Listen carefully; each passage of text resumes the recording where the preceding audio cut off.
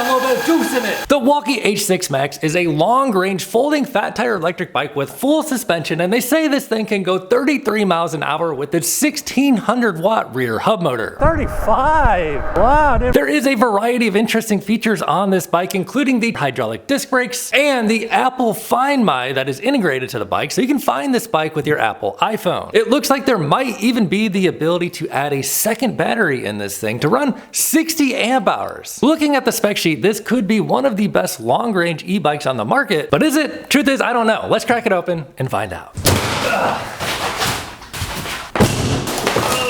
Here's what it looks like when you get out of the box. We'll take a look at the huge battery in just a moment. But first, look at these huge rotors. They are 203mm rotors, drilled and slotted. Typically 180mm rotors is sufficient, but with a list weight of 99 pounds for this bike, I could see why they give you a little bigger rotor. Additionally, these are mag wheels instead of spoke wheels, so you're gonna have a little bit more rotational mass. The downside of mag wheels is the extra weight. The benefit is you will never have a broken spoke. Of course, they are 4 inches wide with knobby tread, 20 inches tall by CST BFT. Pop this battery off there. Let's get this thing on the scale right away. 20.8 pounds. And that makes perfect sense. 40 amp hour battery pack, 48 volt, 1920 watt hours of energy. It says we should not discharge any faster than 30 amps, and the maximum charge current should be 5 or less. Should get some pretty big range out of this thing. And while you're getting big range, you'll also be in comfort because it is a full suspension bike with Fast Ace air shocks on the rear. There's a rear rack that comes pre-installed. As a matter of fact, it's welded onto the frame. I mean, the rack is the frame. And there's a little seat pad that comes with it. That'll go right there. Let's unwrap this thing.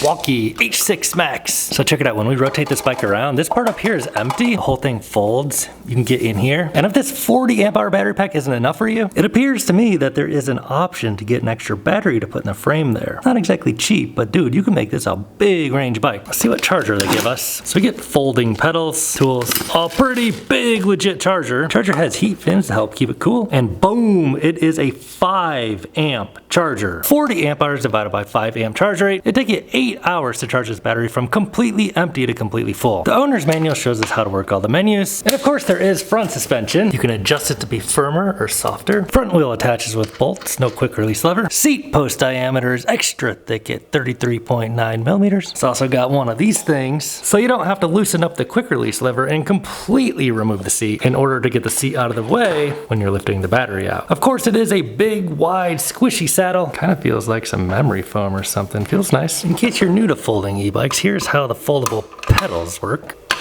And also, here's how the whole thing folds up. It's best to do this with the battery out. It's got a little handle here to help you move it around. Not too bad. So what'd they say? It weighs 99 pounds. I weigh 198.6. Let's see if I can do this. Demonstrate the weight of the whole bike. Ready? 275.4. So the frame and wheels is 77 plus 20 for the battery. Right around 99 pounds total. After you account for the light up front, yeah, it's about a pound or two. And the plastic fenders. So as I was saying, this frame here is empty. Looks like you could add an extra battery in there. And here's your latch to secure everything down. So we'll throw the accessories on in just a moment. But first, let me show you what a 6'5" dude looks like climbing aboard this bike. Whoa. I have a 34 inseam. Seat is on max height. Handlebars are on max height. Both are adjustable. This bike definitely looks like it could fit a tall dude just fine, but also you can drop the handlebars down and obviously the seat too. And here's what I look like getting on this bike. The nice thing about folding bikes is they are very adjustable. The handlebars on folding bikes are awesome because they can go up and down a lot, as well as the seat. Oh, and here's where my pedal stroke would be. We get 7 basic gears. There is a tourney derailleur as well as a derailleur guard. In case you knock your bike over, this will be protected. And of course you get the same Fast Ace air shock on the other side. Chain ring looks like it will be geared for some decently high speed pedaling. They say we can hit 33. Pretty typical hand grips. These are round and thick rubber. There is a quarter twist throttle on the right as well as a horn. The typical 7-speed Shimano shifter. Let's get that display hooked up. Hydraulic brake levers are DY Island, and here's the controls. The brake calipers are 4-piston DY Island. 4-piston is definitely a step up from what we normally see. If you take a closer look, you can see that would be 1-piston, 2-piston, then the other 2 around the other side. Basically gives you more linear application of the brake pads and more braking force on tap through the hydraulic fluid. So let's pop the hatch there, drop this big old battery on in there. And there's really only about one more thing to do before we get it out for a ride. See what it looks like up here. So when you power it up, it says Wallke. Right away we can see our battery percentage displayed up here on the right, miles per hour front and center. Then it looks like we get trip, odometer. Is that max? Oh my goodness, 37. Average speed, time, typical stuff. And then of course, 5 levels of pedal assist. All the plus and minus, you can get into the settings there if you wanna see the advanced stuff. Change the speed limit a little bit lower than 62 miles an hour if you want. There are some advanced settings. There you have it. Looks like current limit is set to 15 out of the box. We might have to change that later. It looks like we can bring it up to 20, leave it on 15 to start. And then there's other stuff like password and Zrio start. So let's start off easy here with pedal assist 5. Twist the throttle all the way. Oh yeah, dude. This thing's got a little bit of juice in it. So with 0 load on the motor, this thing will go up to 37.9. We'll see what it does out there in the real world. Take a look at the headlight. Tap that button. Oh, it's pretty much dark in here. It's a rainy day here in LA. Pretty bright headlight. And around back here, I'm noticing it is a Wallke branded tail light. Is it a brake light? Yes, indeed. Probably Dyson, dude. All right, dudes, let's take the Wallke H6 Max out for a ride. Of course, we're gonna track our official distance. But before we get going, let's try out this Apple Find My feature. Activation, press and hold the plus button for 3 seconds. Oh, it looked like something popped up here on my phone. Go to add item, other item. Searching, probably hold the plus button now. Smart tag, connect. We'll call it the walkie-talkie. So it looks like it's all hooked up there, doing the play sound. Regardless, it is showing the location here on my iPhone. So let's roll. Of course, the very first test we're gonna do on this bike is the 20% grade on the stock settings. Pedal assist 5, full throttle, ready, go from a standstill. No pedaling, I weigh 200 pounds. And oh yeah, dude, this thing's got the torque and bringing us right up 8 miles an hour, no problem at all. So we might get in there and adjust the maximum current here in just a little bit. First impressions on this bike, it fits me nicely. And not a lot of bikes really fit me that great being so tall, but being that, you know, you can raise and lower the stem as well as the seat very much. I feel good on this bike. So let's go ahead and throw this thing on down to pedal assist 0. Throttle does not do anything on 0. And we'll bump it onto 1 here, see what it does. Looks like it's gonna give us, so it'll bring us up to about 13 miles an hour on throttle. Try these gears out. It is a cadence sensor, so it doesn't matter how hard you press on the pedals, it's gonna give you the same amount of power on pedal assist 1. Does not show us our power output on the screen. Pedal assist 1, I am in top gear of 7 already and feels like a nice natural cadence here. So let's go ahead and bump that on to pedal assist 2. Feel a nice little bump up in power, bringing us up to right around 19 miles an hour, 20 miles an hour on pedal assist 2. Totally forgot my freaking shades, dude. Looks like the speedometer is gonna be about correct, showing 19 on my GPS. So let's bump that on to pedal assist 3 now and see what that'll do here. Starting to run out of gear, kind of at about 23 miles an hour. I can keep up the pedals, but I don't feel like I'd want to pedal much faster than 25 on pedal assist 3. Fortunately, you don't have to. You can just hold down that throttle and it will pin you at about 25 miles an hour on pedal assist 3. And they are 203 millimeter rotors on the hydraulic brakes, 4-piston. I can feel they're good brakes already. So let's go ahead and bump that on to pedal assist 4 through this turn. It's gaining, dude. 20, 29. Woo. And I can feel it's got a heavy battery back there in the back. It does have like a little bit longer wheelbase on this electric bike compared to most I try because of where that battery's sitting. Now, when these bikes do have big batteries, you know, like 40, 60 amp hours, I do feel like it does help the weight distribution of the bike having that battery in the back. It is only 40 amp hours, which is a huge battery, but sometimes, you know, some of the 60 amp hour batteries I review that are up on front, you can tell it makes a difference where that weight is placed. So let's bump this thing on to pedal assist 5 now, hop out here in traffic. Hopefully everything holds together here. Maybe do a little lane splitting. So full throttle and pedal assist 5. Yeah, I start to run out of gear at about 29 on the onboard. Just throttling is showing 33. We'll test the official top speed on GPS here in just a little bit, but it is showing 34 under throttle only, pretty much hanging with traffic out here. Now I feel like it's a good time to flip on a blinker, which does not exist on this bike. Let's go try the acceleration. So let's go ahead and do a 0 to 20 acceleration. We'll do throttle only, GPS in the left hand. Ready, go. 10, 15, 20. GPS will lag just a little bit, 25. So, you know, respectively quick accelerating bike, especially for a bike that has a big 40 amp hour battery pack. You know, it's not like a thrilling kind of launch, but we can get into the settings here and increase that maximum current, which will increase our power in theory. So it was on current limit 15 and it'll let us bring it up to 20. Let's go ahead and see if it makes a difference. So one more run on the 0 to 20, ready, go. Doesn't feel like it really made a difference off the line. 10, 15, 20.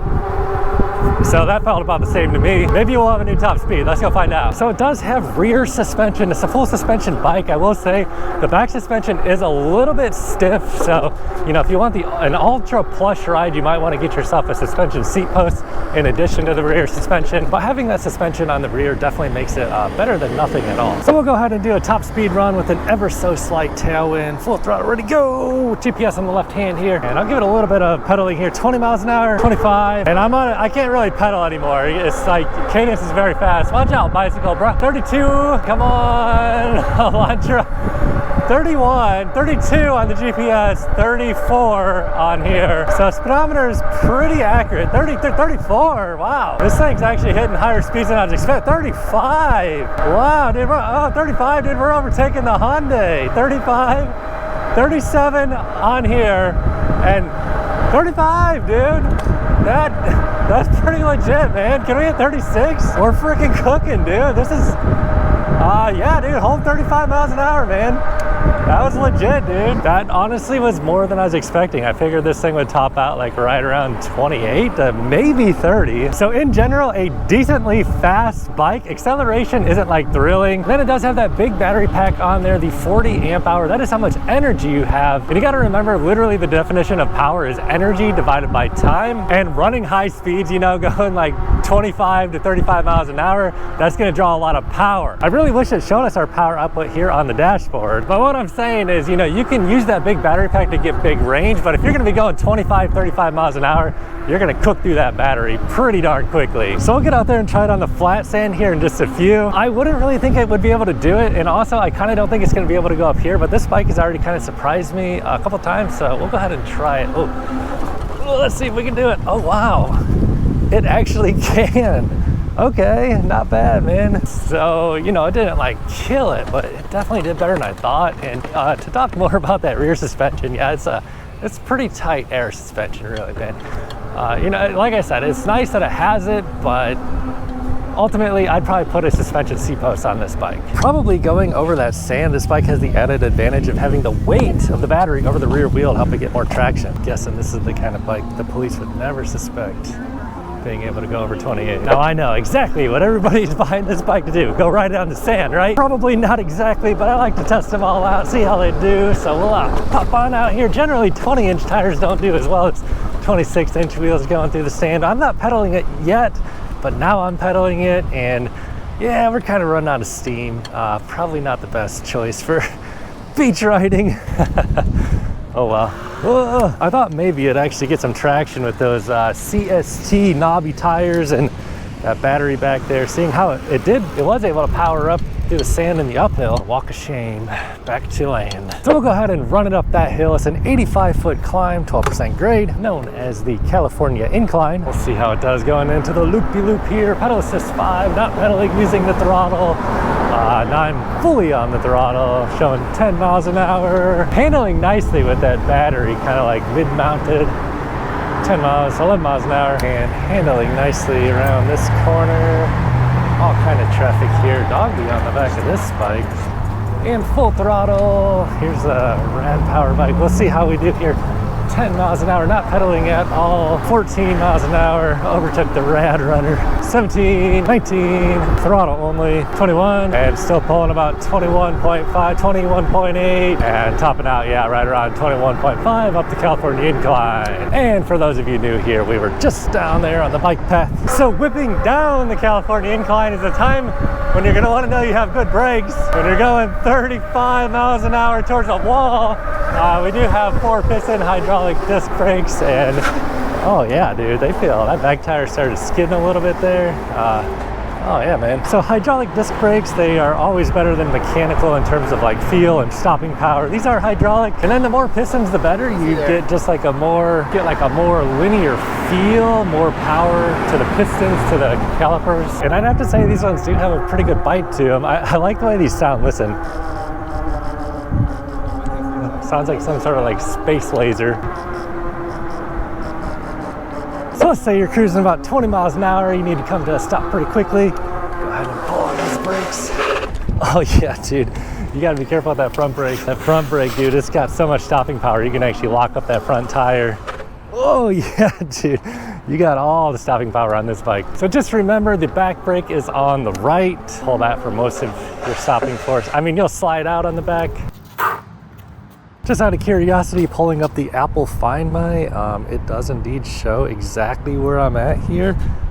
Santa Monica, right by the pier. So to my surprise, it actually is showing 62% on the battery after only about 10 miles. So let's head on home, see what the final range is. So with regards to the battery, you kind of have to choose range or speed slash power. Once I saw that this thing could do higher speeds and higher power, I started really getting on that throttle. So that's always gonna drain your battery faster. I mean, they say 1600 watts peak power, and that, you know, that could draw a lot of battery from, you know, pretty much any size battery quickly. Consider for a moment 1600 watts. If you ran for 1 hour, that would be 1600 watt hours. And I've been on this ride for about an hour now. I think the size of this battery is what, about 2000 watt hours? So generally when I have a bigger battery, I end up just running higher speeds because I know, you know, I'm not gonna be out here riding for like 80 miles today. And another thing to take into account, I'm pretty much not pedaling this bike at all today. I find it a little bit goofy to pedal and also kind of just hard to keep up with the cadence, the way it's geared. I feel like it could benefit from probably a bigger sprocket on front. After about 12 or 13 miles of riding, we're topping out about 33. Yeah, dude, when you got that big battery, how do you resist just gunning it? Whoa, buddy. Welcome to LA. Well, here we are back in the neighborhood, just crossed over 18 miles an hour and 16 minutes of ride time and a relatively high average speed of 14 miles an hour, 14.15. So it looks like the battery is showing 48% remaining. Let's go ahead and bump that off and back on again. See, sometimes it'll, oh, whoa, now it's saying 70%. What the, that's a huge discrepancy there. Let's see what it drops down to. 70, 68. We're gonna have to go get a voltage readout. Final thoughts on this bike, in general, is pretty solid. You know, I wish the rear suspension was a little bit less firm. It does fit me very well as a tall dude though. I feel very comfortable on this bike and it's pretty fast. So if you're looking for something that's long range and not like excessively heavy from a 60 amp hour battery pack, this is a good compromise, having 40 amp hours. And obviously the benefits of, you know, you can fold it up, make this bike small, bring it somewhere. But if you do want exceptional range, you can get that extra additional battery pack and make this thing 60 amp hours. The dual battery setup, you know, 40 plus 20. If you have decided this is the e-bike for you, if you click the link below the video in the description box, buy through that link down below the video. That would help support my reviews here on Tail Heavy TV, and I would greatly appreciate your support. After whipping around there for a bit, it's back down to 61%. Let's go measure the voltage. Multimeter says 5.3 volts. I don't know, dudes. I'm genuinely confused. It's saying 4.2. No. Still reading zeros. I don't know. I tried. Let's just say about 55%.